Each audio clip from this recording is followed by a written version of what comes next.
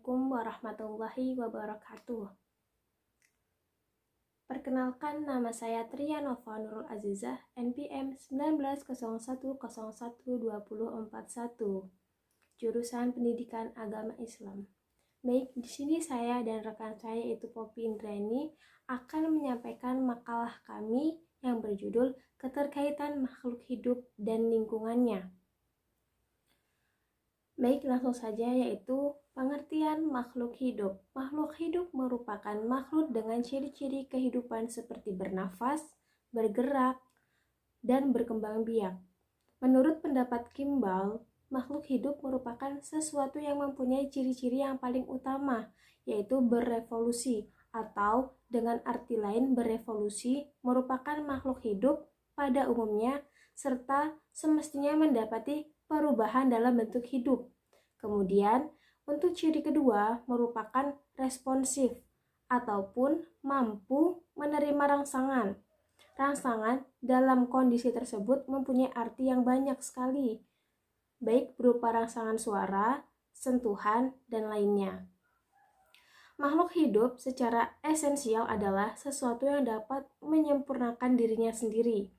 Makhluk hidup memiliki tingkat kompleksitas dan organisasi yang tidak ditemukan pada benda-benda tak bernyawa.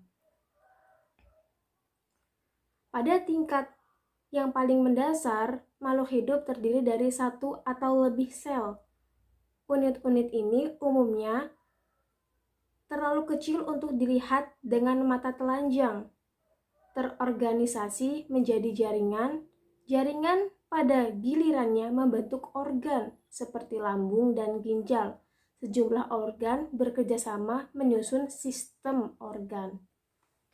Selanjutnya yaitu lingkungan. Beberapa pakar lingkungan tidak membedakan secara tegas antara pengertian lingkungan dengan lingkungan hidup, baik dalam pengertian sehari-hari maupun dalam forum ilmiah.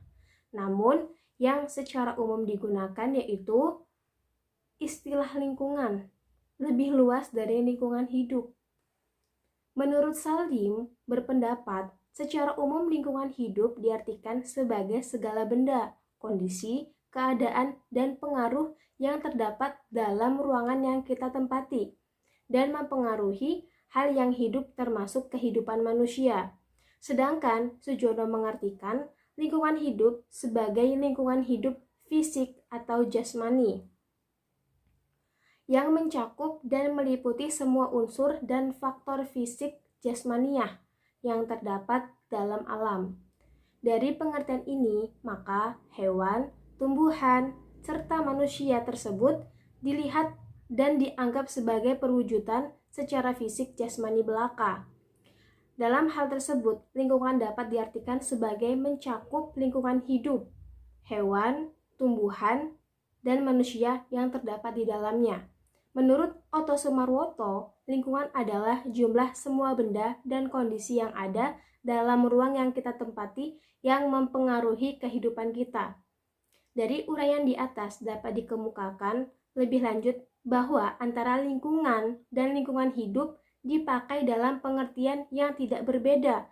Hal ini juga dianut oleh Undang-Undang Lingkungan Hidup yang lama, yaitu UU nomor 4 tahun 1982, di mana dalam penjelasan pasal 1, angka 1 menyebutkan bahwa lingkungan hidup di sini merupakan sistem yang meliputi lingkungan alam hayati, lingkungan alam non-hayati, lingkungan buatan, dan lingkungan sosial yang mempengaruhi kelangsungan kehidupan dan kesejahteraan manusia serta makhluk hidup lainnya.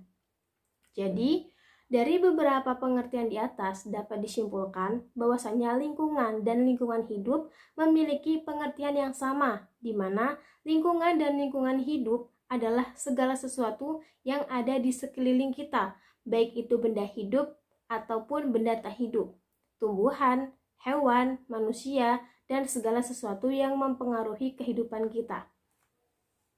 Baik, materi itu saja yang dapat saya sampaikan, kemudian akan dilanjutkan oleh teman saya yaitu Poppy Indraini. Assalamualaikum warahmatullahi wabarakatuh. Perkenalkan, nama saya Poppy Intiani, NPM 1901010058. Di sini saya akan melanjutkan materi dari pemateri pertama, yaitu keterkaitan makhluk hidup dan lingkungan.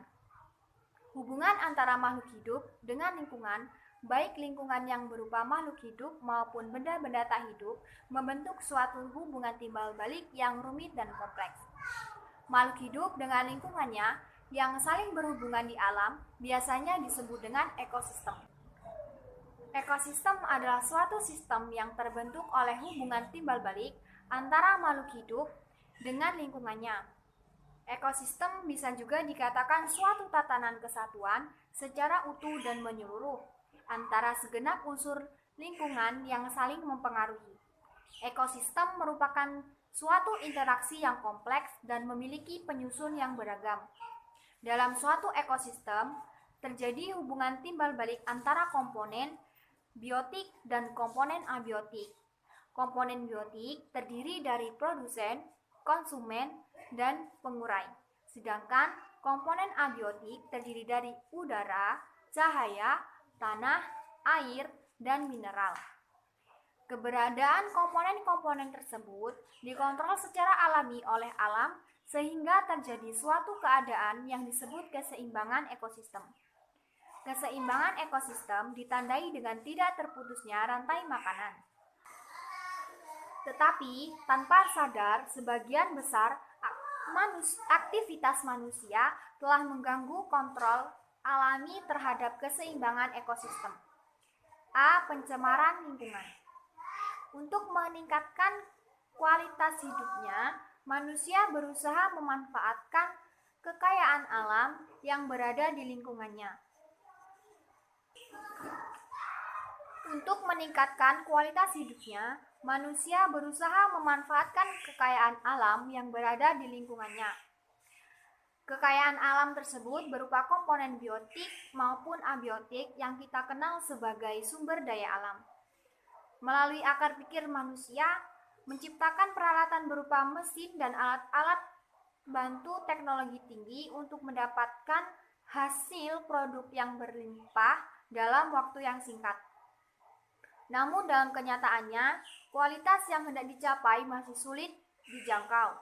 Hal ini disebabkan karena adanya dampak negatif dari industri dan teknologi terhadap lingkungan dapat mempengaruhi daya dukung alam yang berarti akan mengurangi kemampuan alam untuk mendukung kelangsungan hidup manusia itu sendiri. Berdasarkan mediumnya, pencemaran dapat dikelompokkan menjadi 3. Yang pertama pencemaran air, yang kedua pencemaran udara, dan yang ketiga yaitu pencemaran tanah. Sekian materi yang bisa saya sampaikan. Apabila terdapat kekurangan dan kesalahan, saya mohon maaf. Saya akhiri. Wassalamualaikum warahmatullahi wabarakatuh.